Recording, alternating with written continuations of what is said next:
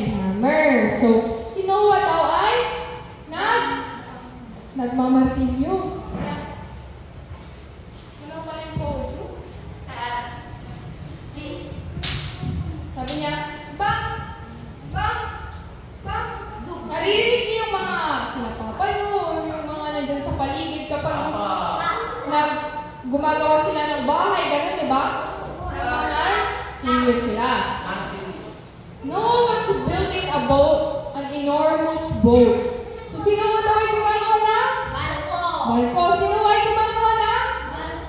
Ito group. Sino ay gumagawa na? Sabi dito, enormous boat. Kapag sinabi natin enormous, napakalaki, napakalhaba, napakalaki. Siguro makasya yung madaming tao. Tapos, di ba kumasya dito yung mga hayop? So, imagine nyo na lang na sobrang laki. So, big enough for his family, big enough to save two of every kind of animal and bird when the great flood came. So, yung barko daw na ginagawa niya, kasya doon yung pamilya niya, yung mga hayop, iba't ibang klase na hayop, kakasya doon sa barko. Kaya sobrang haba, sobrang laki. God was very sad about his world. It was all spoiled now. The people were so nasty and unkind, all except Noah. So, sa mundo daw, dumarami na yung mga masasama, nag-aaway, pura, except kay Noah. So, ano daw yung kasamaan, lumalaganap na, kaya si God ay hindi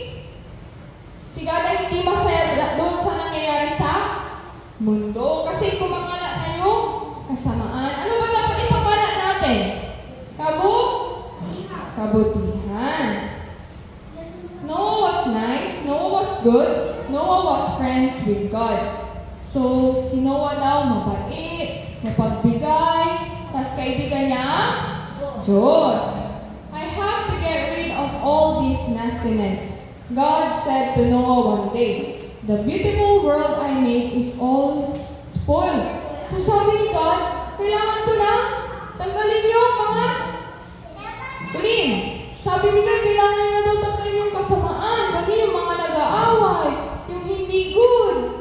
Kasi yung ginawa ni God, sobrang ganda. Diba? Ang ganda ng ginawa ni God na mundo. Kaso, napuno na yun ng kasamaan. Kaya ang gusto ni God ay tanggalin na yung mga kasalanan, masasama, gano'n.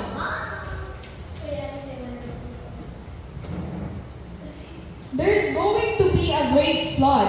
Enough water to take away everything that is bad, but you will be saved. Then God told Noah to build a boat. So sabi ni God, dahil gusto niya ng tanggalin yung kasamaan sa mundo, siya ay magpapadala ng isang baha. Yung baha daw na yun, kaya i-receive lahat ng tao dito sa mundo. So, imagine yung tsunami, ganun, 40 feet, ganun kataas. Saan kaya tayo nun? Paano kaya yun? Diba? Mawawala, mai-erase yung mga tao, lahat. Mawawala pag ganun kataas. So sabi ni God, Noah, gawa ka ng barko. Yung barko na yun, kailangan kumasya yung pamilya mo, yung mga hayop, at lahat kayo ay magiging safe. So Noah did as God said. He always did as God said. So si Noah, ginawa niya daw yung sinabi ni God. Ano yung sabi ni God? Okay, sabi ni God, Noah, gumawa ka ng barko. Moses, anong sabi ni God? Noah, gumawa ka ng barko. Jabel, anong sabi ni God? Jabel, anong sabi ni God? Noah, gumawa ka ng barko. Doon na naman si Noah. Bang! Bang! Bang! Gumagawa na naman siya na. Gumagawa na siya na barko. Magmamartilyo na siya.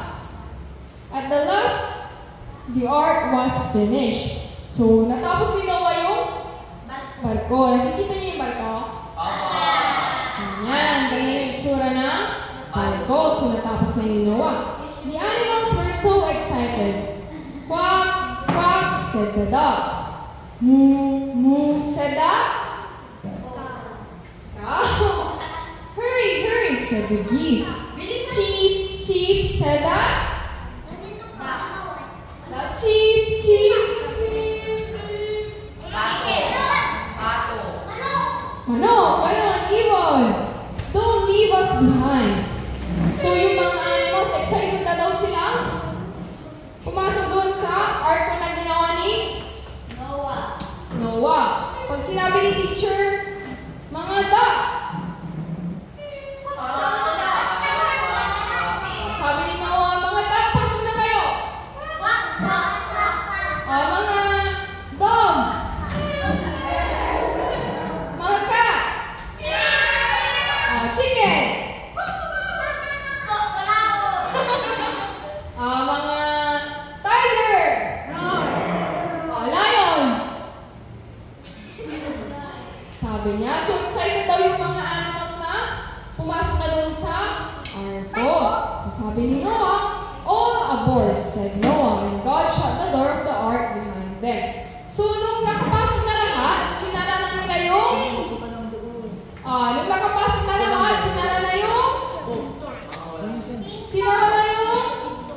pinto.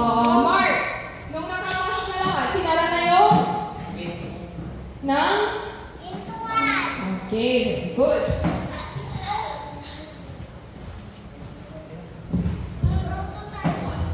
A whole week went by and the rain began. So nakalipas na daw yung week. Ilan bang days sa 1 week? 7. Monday, Tuesday, Wednesday, Thursday, Friday, Saturday, and Sunday. Months. So then the rain began. So nag-start na daw yung ulan. Peter, butter, splish, splash, on and on. Till the ark was afloat, till the streams filled up, the rivers ran over. More and more rain, till the tops of the mountains were covered, till there was nothing at all to see except water. So, yan na yung malakas na ulan. Dumating yung malakas na ulan. Tapos, nabaha na daw yung lahat. Ang makikita na lang ay tubig. Wala ka nang makikita. Ang makikita nyo na lang ay tubig. Tubig kasi nabaha na yung mundo. The ark was alone in the world. At long last, the rain stopped. Slowly, the water went down. Now, Noah could see the tops of the mountain. So, sabi nung daw bumaha, ang makikita na lang ay yung tubig. Tas yung ark lang ni Noah yung nag-iisang na makikita natin. Except sa tubig. So, slowly daw, after 40 days. 40 days yun nabaha. So, tingin nyo kaya yun? Ganun kataas na baha? Hindi. Slowly, habang umuhupa na yung baha. Nakikita na nila yung, alam niyo yung sa mountain. Di ba yung meron yung pinakatuktok doon? O yun, nakita na daw nila yun. The ark came gently to rest.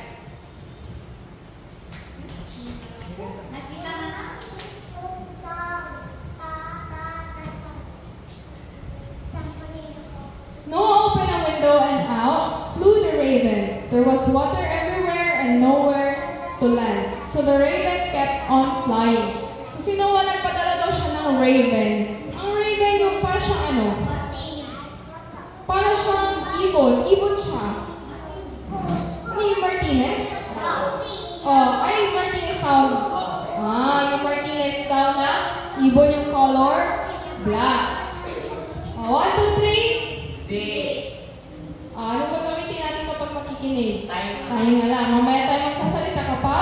Tinanong na tayo ni teacher. So Noah waited a bit, then he sent out the dove. She flew back with a new green leaf in her beak, and everyone cheered. So, nung pinaano daw ni Noah yung Martinez, hindi pa daw siya bumalik kasi wala ang mapaglalantingan yung ibon na yun kasi puro tubig. Tapos si Noah, nagpadala ulit siya ng isang dove. Alam niyo yung dove? Hindi yung sabon dove. Ano yun yung? White kalapate. So, nung bumalik daw yung dove, meron siyang dalang dahon. Alam niyo yung tuka? Panuka? Nandoon daw nakaipit yung green na dahon. At long last, the rain stopped.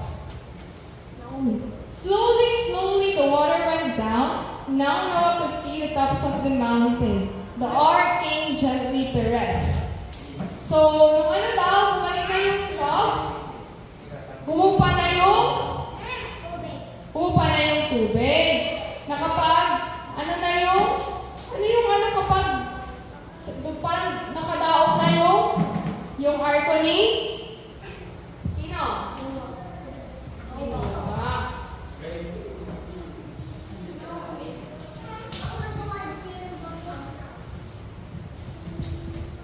You can come out now, God told Noah. It's quite safe, and don't worry, there will never be another flood like this, I promise. Look, I've painted a rainbow in the sky as a sign I will never forget. So sabi ni Noah, labas ka na dyan. Kasi, safe na kayo. So lumabas na sila Noah. Sabi ni God, hindi na daw siya magpapadala ng ganon kataas na baha.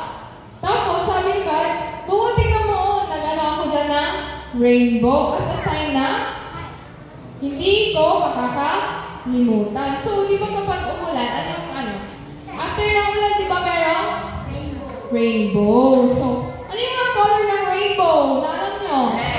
Red. Green. Pink. Walang pink sa rainbow. Pero yung rainbow na ang unicorn, gano'n, meron na. Ang color ng rainbow, red, orange, yellow, green, blue, indigo, and violet.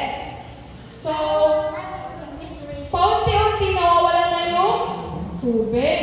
Noah sent the dove out once more. This time she did not come back. The water had gone and the land was nearly dry. So, dry na daw yung kalupaan. Yan. Ayun yung rainbow.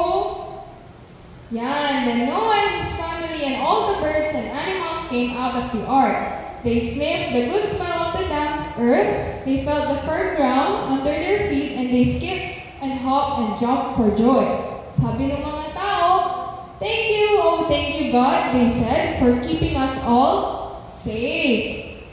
So yung na-try na daw yung kalupaan, lumabas na yung family ni Noah, tsaka yung mga animals. So nagpasalamat sila kay God kasi, safe sila. So, doon na nag-end so doon na nag-end yung story ni Noah at ang ark. So,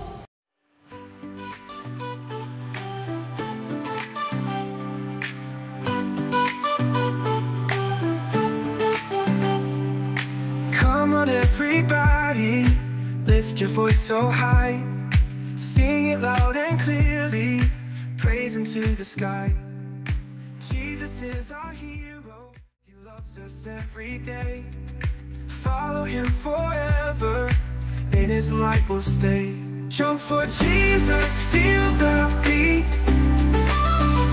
Clap your hands and move your feet. Let the world know who He is.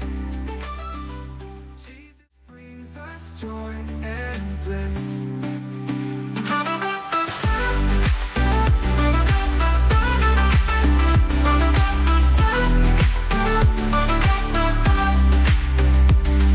Shout it from rooftops, tell the world His name.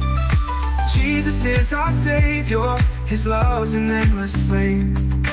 Dance with all your heart now,